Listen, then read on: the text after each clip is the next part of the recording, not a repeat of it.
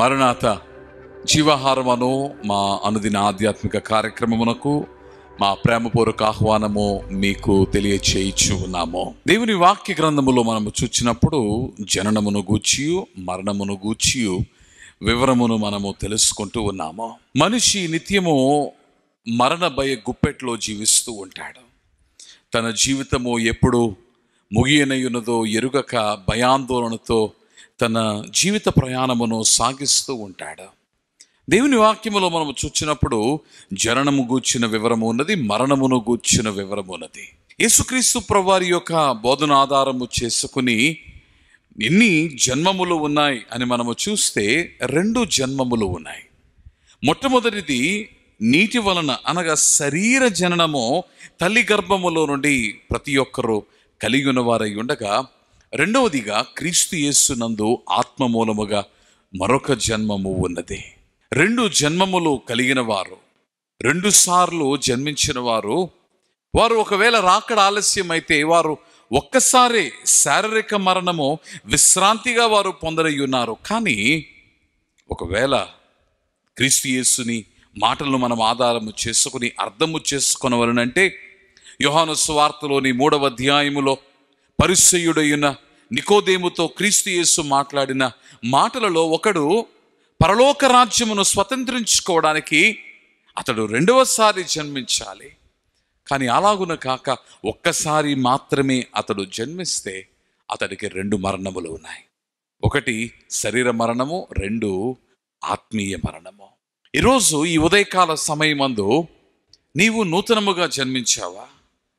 చాలాసార్లు నీవు అనుకోవచ్చు, నేను జీవిస్తూ ఉన్నాను, మరలా జన్మించవలసిన అవసరత నాకేముంది?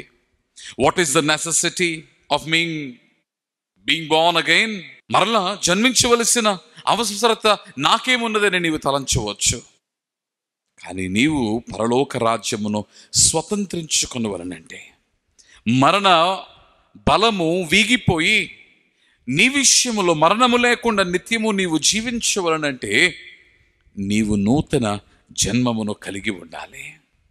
అందుకనే ఈరోజు దేవుని వాక్యములో మనము చూచినప్పుడు మరణించకుండా ఉండుటకు, మరణ భయము లేకుండా జీవించుటకు నీవు నేను చేయగలిగింది ఏమిటి?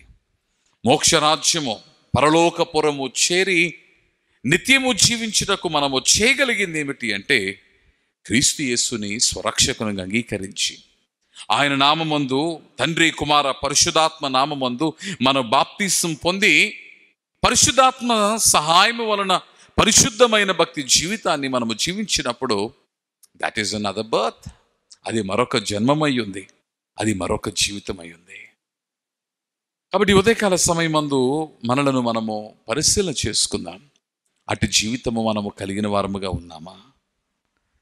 నూతన జన్మమును కలిగి ఉండి మరణమును తప్పించుకున్న వారమై మనం ఉన్నామా? చాలా సూటిగా మిమ్మల్ని అడుగుచూ ఉన్నాను, మీరు రక్షింపబడ్డారా? రక్షణలోనికి వచ్చారా? భయం గుప్పెట్లో కాక క్రీస్తు యేసు వలన ధైర్యము కలిగిన వారై నూతన జన్మమును పొంది మోక్షము చేరండి. దేవుడి మాటలను మీ వెనుకడిలో దీవించును గాక. ఆమేన్. ప్రభువా, ఈ మాటలను నీ బిడ్డల వెనుకడిలో దీవించుము. నిన్ను తెలుసుకుని నీ వలనైన నూతన జన్మము పొందుటకు సహాయము చేయము.